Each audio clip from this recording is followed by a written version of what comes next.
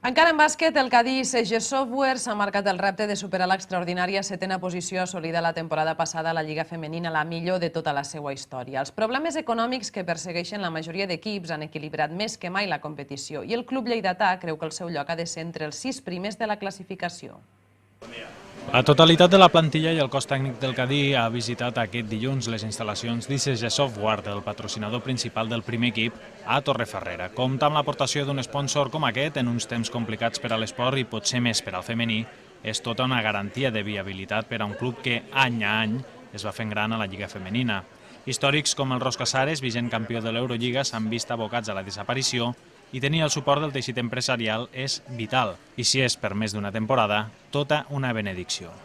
En principis hi ha una bona voluntat de continuïtat i, de fet, nosaltres realment ha sigut un acord superimportant del qual estem molt agraïts, perquè el que hem fet una mica és mantenir, nosaltres sempre hem sigut un equip humil de la Lliga i les retallades que hem patit les hem canviat les institucionals per la privada gràcies a la bona voluntat i al bon fer d'ICG Software, que ens dona suport amb aquest projecte que ens ha donat oxigen per continuar lluitant per aquesta lliga estatal.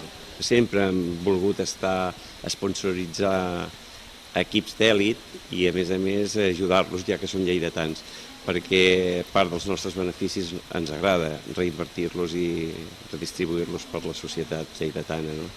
En tot, estan a la seu, però és un equip que sempre ha estat lluitant a dalt de tot i nosaltres el que volíem era afavorir aquest fet.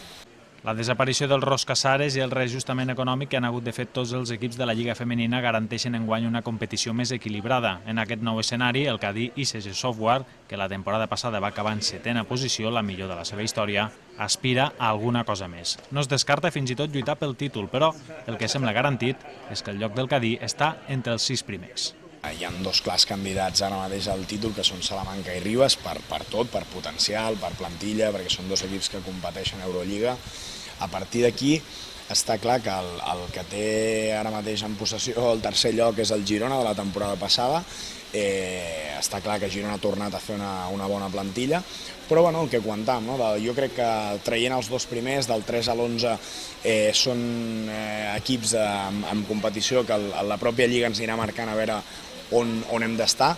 L'equip de la Seu d'Urgell ha confeccionat una plantilla amb una barreja de jugadores joves amb molta projecció i veteranes contrastades que garanteixen molta competitivitat.